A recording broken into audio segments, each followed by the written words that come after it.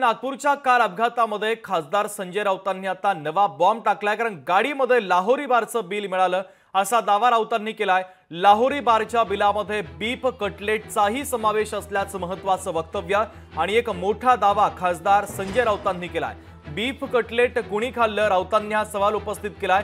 नागपूर पोलिसांनी ते बिल समोर आणावं असं राऊतांनी म्हटलेलं आहे। लाहोरी हॉटेलमध्ये संकेतनं बीफ पार्टी केल्याचा राऊतांचा आरोप आहे। संकेत सोबत बीफ नेमकं कुणी खाल्लं हा सवाल देखील याच निमित्तानं उपस्थित होतोय।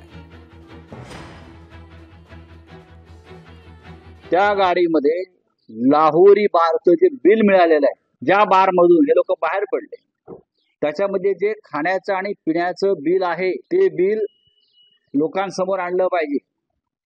त्याच्यामध्ये दारूचं बिल आहे, चिकन, मटन आणि त्याच्याबरोबर बीफ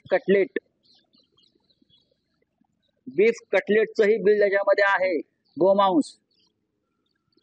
हे आम्हाला हिंदुत्व शिकवतात। श्रावण है, गणपति है, अमुक है, हिंदुत्व है, और सबको क्या बोलता है, मॉब लिंचिंग करते हैं। किसी के पास बीफ मिला, किसी के पास ये मिला, लेकिन वो बिल में बीफ कटलेट का भी ऑर्डर है, उसका भी पैसा, त्याचे पण पैसे दिलेले आहेत, बिल पेड केला आहे। पोलिसांनी जप्त केलेले ते बिल आहे। पुलिस शायद वो डिस्ट्रॉय कर देंगी।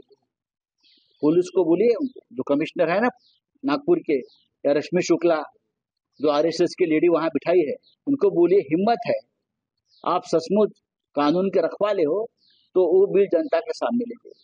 बावळकुळेचा मुलगा त्या हॉटेलमध्ये काय खात होता, काय नाही, हे त्यांना काय करायचं, काय आरोप करताना थोडं डोकं, या संजय राऊतचं मुळात मानसिक संतुलन बिघडलेला माणूस आहे। कुठं हॉटेलमध्ये गेलाय तर त्यांनी काय खाल्लं, कोणते कपडे घातले, कोण होतं बरोबर, दारू पिला का पाणी पिला, ह्या सगळ्या गोष्टीचं यांना वेळ तरी कसा मिळतो। म्हणून ह्या लोकांच्या घरात घुसून भांडणं लावणं किंवा लोक एखाद्याचं घर उद्ध्वस्त करण्यासाठी हे प्रकार फक्त हेच करू शकतात। मला वाटतं सार्वजनिक जीवनामध्ये या गोष्टीला लोक निंदा करतील या संजय राऊतची, की असं कुणाच्या घरात डुकून असं बोलणं हे योग्य नाही।